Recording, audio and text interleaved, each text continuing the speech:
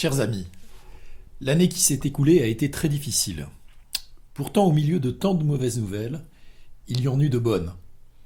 D'abord, la prise de conscience de l'importance des premiers de corvée dans notre société. L'importance de ceux qui œuvrent, sans en recevoir la reconnaissance qu'ils méritent, au service du bien commun. Par ailleurs, et nous l'avons tous constaté, je pense, le premier confinement a été l'occasion de nombreuses actions, manifestations de solidarité, de création de liens sociaux, de démarches artistiques au service des autres, de nombreuses propositions de bénévolat de la part de personnes dont l'activité professionnelle était temporairement interrompue.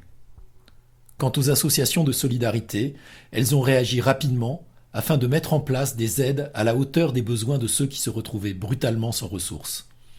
Elles ont su, en tout cas dans le Gard, coordonner leurs actions pour faire face à ces besoins. En ce qui nous concerne, au Secours catholique, nous avons pu apporter un soutien financier à plus de 1300 ménages gardois pour une somme totale de 240 000 euros. Si nous avons pu mener à bien cette action, c'est grâce au partenariat avec les travailleurs sociaux et avec les autres associations caritatives qui ont orienté vers nous les personnes qu'elles accompagnent, et grâce à la mobilisation de nos équipes bénévoles. Ce fut une grande joie pour nous de constater que parmi les bénévoles qui se sont mobilisés durant cette période, les migrants, devenus bénévoles, furent très nombreux. Il en fut de même lorsque le Secours catholique a envoyé des équipes à Valrogue et autour d'Anduze après les inondations du mois de septembre. Autre bonne nouvelle, pendant la période de Noël, de nombreuses initiatives de solidarité ont vu le jour pour faire des cadeaux à des personnes isolées ou à des familles dans la précarité. Enfin, tous ceux qui rêvent d'une révolution fraternelle, comme nous le disons au Secours catholique, ont reçu il y a quelques mois un magnifique cadeau avec l'encyclique Fratelli Tutti du pape François. Même si cette encyclique fait des constats douloureux sur l'état de nos sociétés, elle nous appelle avant tout à l'action. Le pape nous le répète, le bien, comme l'amour également, la justice et la solidarité, ne s'obtiennent pas une fois pour toutes. Il faut les conquérir chaque jour.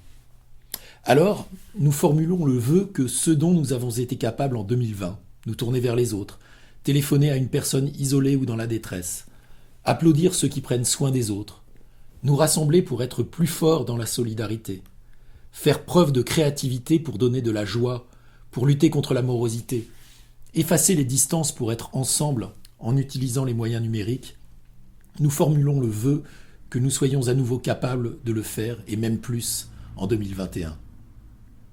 Le pape nous engage à ne pas céder à la tentation de créer des murs dans nos cœurs, murs qui nous empêchent de rencontrer l'autre et les autres cultures. Il nous dit que notre prochain n'est pas seulement celui qui est déjà proche de nous, mais celui dont nous décidons de nous faire proches. Alors, nous formulons le vœu qu'en 2021, nous fassions tomber certains des murs qui entravent nos cœurs, afin de nous faire proches de ceux isolés, rejetés, exilés, méprisés, ignorés, que nous apercevrons au bord du chemin. Le pape François nous le dit, il nous le crie. Isolement, non. Proximité, oui. Culture de l'affrontement, non. Culture de la rencontre, oui. Il nous appelle enfin à lutter contre les causes de la pauvreté et des inégalités. Le rapport annuel du Secours catholique nous apprend qu'en 10 ans, les 500 Français les plus riches ont vu leur patrimoine passer de 200 milliards d'euros à 700 milliards d'euros, l'équivalent de 30% du PIB contre 10% en 2010. Alors que la moitié des gens qui viennent frapper à la porte du Secours catholique ont moins de 9 euros par jour pour se nourrir, se vêtir, se cultiver. Mais c'est vrai que ce n'est pas essentiel. Alors, nous formulons le vœu qu'en 2021, nous travaillions, chacun là où il est, avec les moyens dont il dispose, à faire vaciller les murs de l'injustice. Et nous sommes sûrs que nous en éprouverons de la joie. Nous vous quittons avec un extrait du slam de la fraternité du Secours catholique. C'est quoi la fraternité ? Un symbole, une devise gravée dans la pierre, une belle idée de l'humanité qui nous rend fiers ? Mais ça ne doit pas rester une promesse en l'air, et ce n'est pas facile. Alors, il faut pouvoir regarder en face ceux qui ne trouvent plus leur place, leur dire qu'on est frères. Alors c'est quoi la fraternité ? Un enfant qu'on accompagne dans sa scolarité ? Une grand-mère qui se sent utile et aimée ? Une main que l'on tend dans les crises et les tempêtes ? Un large sourire qui dit « c'est bon, vous y êtes » ? Ou la chaleur d'un bon café, pour se poser, pour tout raconter ? C'est tout ça la fraternité, c'est refuser les inégalités et la précarité, peu importe ce qu'on fait. Alors, chers amis, je vous souhaite, au nom du bureau de la délégation du Secours catholique du Gard, une très bonne année 2021.